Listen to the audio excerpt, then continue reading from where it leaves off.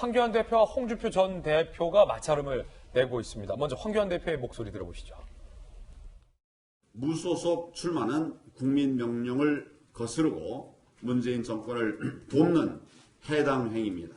영구 입당 불허 등의 강력한 조치를 취하고 무소속을 돕는 당원들도 해당 행위로 중징계를 내릴 것입니다. 엄중히 경고를 합니다. 황교안 대표는 홍준표 전 대표 등을 겨냥하여 무소속으로 출마할 때는 당원을 고쳐서라도 당원 당규를 고쳐서라도 영구 입당 불허 forever 아예 당에 못 들어오게 하겠다라고 중징계를 하겠다. 돕는 사람도 중징계하겠다라고 경고의 메시지를 날린 건데 이에 대해서 홍준표 전 대표는 이렇게 글을 올렸습니다. 종로 선거나 집중하시라. 그 선거 지면 그대도 아웃이다. 여기서 낮으면 나도 아웃. 거기서 그대 지면 그대도 아웃. 둘 다 지면 둘 다 아웃. 탄핵 때 당 배신했던 분들도 모두 복귀하고 공천 우대 받았다. 그것이 정치다. 무소속 신경 쓰지 말고 선거 승리나 집중하시다. 참 딱하다라고 얘기했고요. 윤상현 무소속 의원은요. 이기는 공천이란 공원 뒤엎고 지는 막천으로 문재인 정권 돕는 사람 누구냐. 바로 황교안 대표. 싸워야 할 상대는 문재인 정권. 왜 동지에게 칼을 내미시냐라고 반발을 했다는 것 말씀드리는데 일단은 고승덕 의원님께서 판사도 하셨고 또 당에도 계셨으니까 사실은 이게 당대표가 영원하지는 않잖아요. 이제 선거가 끝나고 당대표 임기가 끝나면 전당대회를 해서 새로운 당대표가 선출되는 것이 일례인데 지금 황교안 대표가 당원 당규를 고쳐서 이번 선거에서 무소속으로 나왔던 사람들 영구 입당 조치를 취해야 한다고 가정을 해도 그 다음 당대표가 당선이 돼서 그때 당원 당규를 고치면 의미가 없어지는 건 아닙니까? 항상 보면 이제 선거 때 막바지에 가서 무소속은 절대 입당 안 시킨다고 공언하고 뭐 영구자 붙이건 절대 제명하건 간에 항상 이것도 상투적으로 되풀이되는 거기 그렇습니까? 때문에 과거에도 그랬습니까? 별로 효과가 없고요. 예. 특히 이제 윤상현, 홍준표 이 두 분은 지역구 심판을 받는 거잖아요. 예. 그러니까 지역구 주민이 결정을 하는데 아무리 공중전에서 일반원씩 떠들어봤자 지역구 주민이 어떻게 판단할지는 별다른 문제라고 보는데요. 그렇죠. 말씀하신 것처럼 대표는 짧은 자리를 가지고 있고 당선되고 나면은 또 여야가 싸우느라고 무소속이라도 한 표라도 한 자리라도 더 끌어들이려고 애를 쓸 거고. 네.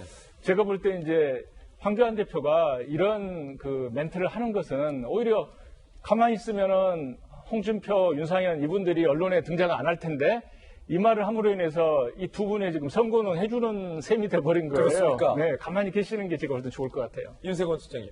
그렇죠. 제가 이건 장담할 수 있습니다. 무조건 복당됩니다. 무조건 복당됩니다. 예를 들어가지고 예. 통합당이 대승을 거뒀다면요. 만약에 아니 그렇게 크게 이겼는데 보듬어 안아야지 다 그렇게 예. 되는 거고요. 예. 진다면은 예. 졌는데 지금 한석이 급한데 라고 해가지고 예. 들어오는 거고요. 명분은 다 이래도 있다. 들어오고 저래도 들어오고 할 수밖에 없는 아니 거예요. 이거 가정이라는 것 거듭 말씀드리면서 단정적으로 말씀드린 거 아니라는 것도 거듭 아니, 그리고 말씀드리면서 이제 민주당도 이건 마찬가지 적용됩니다. 민주당도 마찬가지라는 이해찬 말씀드리면서. 대표가 먼저 영구 복당 영구 예. 복당 금지인가? 영구적으로 복당 불허 이야기를 하니까 영구 제명. 예, 영구 제명 이야기하니까 아니 이해찬 대표님도 4년 전에 무거워 갔다 오셨지 않습니까? 그런 거 아니겠어요? 이거 만약에 황교안 대표는 이제 종로에 홍준표 전 대표는 대구에 네. 둘 다 나갔잖아요. 선거 결과가 어떻게 될지는 모릅니다만 지금 두 분이 이렇게 공식적으로 신경전을 한 게 하루 이틀이 아니다. 근데 두 분 중에 한 분이 되고 만약에 한 분이 안 된다라는 가정. 물론 두 분 다 될 수 있고 두 분 다 안 될 수도 있다라는 가정도 말씀드리지만 둘 중에 한 분의 결과가 달랐다면 앞으로 당상은 미묘해지는 거 아닙니까? 아니 그렇죠. 어차피 지금 저 통합당 같은 경우에는 합당해서 만든 당이지 않습니까? 이미 그 이야기를 했어요. 총선 끝나고 다시 전당대회를 한다. 다시 전당대회를 해서 지도부를 꾸린다라고 이야기를 했고 거기가 지금 당규가 어떻게 돼 있는지 모르겠는데 뭐 당권 대권 분리가 돼 있는 당들도 있거든요. 그런 부분에서 리셋인 거죠. 어차피. 리셋이다. 예. 근데 이제 이해찬 대표는 이제 황교안 대표는 이제 저런 얘기를 할 수가 없어요. 할 수밖에 없어요. 당 대표로서. 왜냐하면 홍준표 전 대표 같은 경우에는 완전 거물급 아니에요. 그러면 거기에 나가면 무소속될 가능성도 있어요. 예. 그러면 유권자랄지 아니면 선거운동을 돕는 사람 입장에서 보면 될 사람을 돕고 싶어 하거든요. 그렇죠. 그러면 어떤 상황이 일어나냐면 미래통합당에 있는 당원들이랄지 아니면 어떤 지위 갖고 있는 사람들이 홍준표 전 대표를 돕는 거예요. 자당의 후보가 아니라 그렇죠. 그러면 왜 그러냐면 당선되면 복당할 것이다. 어차피 그러면 사실은 그 선거 자체가 해당이 되거든요. 그 당원들한테는.